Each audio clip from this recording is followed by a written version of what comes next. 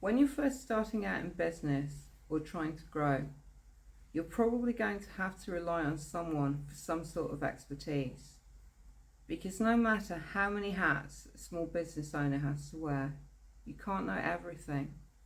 So you may need a coach, a marketer, a sales trainer, a copywriter, or some other sort of expert to help you reach your business goals. Obviously, the first thing you need to do is make sure they're reputable and good at what they do, as in everything, buyer beware. Then when you're happy they know what they're talking about and should be able to help you achieve your goals, you need to make sure you're confident you can work with them and that they can work with you. What I want to talk about today is attachment styles. Everyone has them, and a lot of people have heard of them.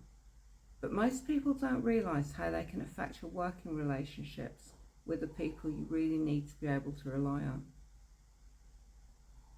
Early attachment research focused on how very young children behave when they've been separated from their caregiver and why. The theory goes that babies have various behaviours that make them appealing to their primary caregivers so they can get their needs met.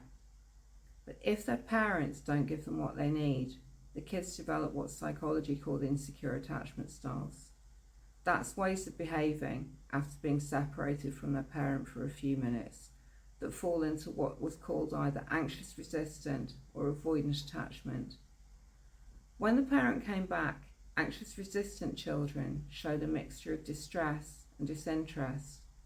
Avoidant children didn't seem bothered when the parent left and didn't pay them much attention when they came back.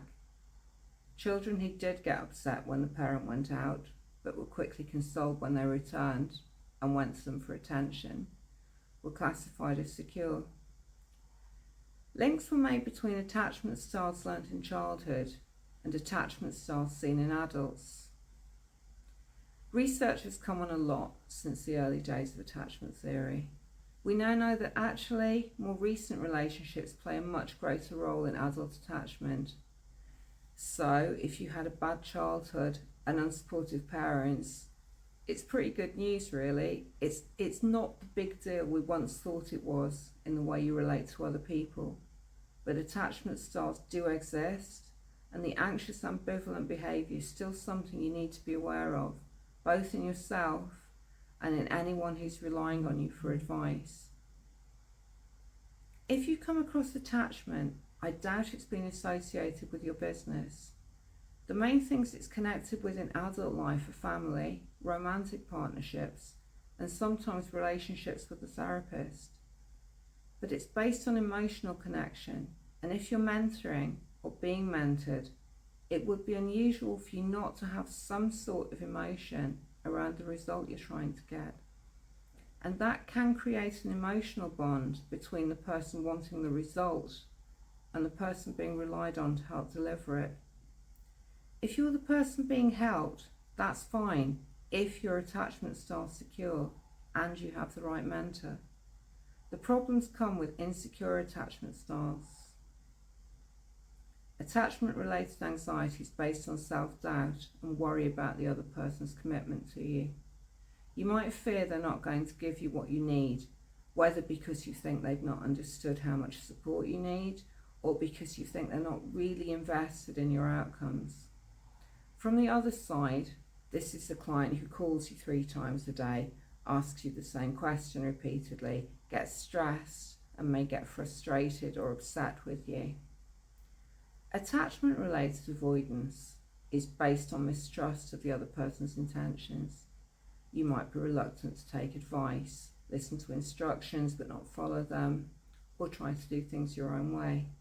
As a supplier, you'll see someone who doesn't implement what they were meant to do, doesn't check in, or provide information they were supposed to, and may not always appear very interested in what you're telling them. The thing you need to remember, whichever side of this you're on, is that it isn't deliberate. It's a part nature, part nurture interaction style. If you're aware of it, whether you're on the doing or the receiving end of it, you can understand what's happening and change your reactions to get a better result for both of you. If you want more information on attachment, get in touch. Here to help.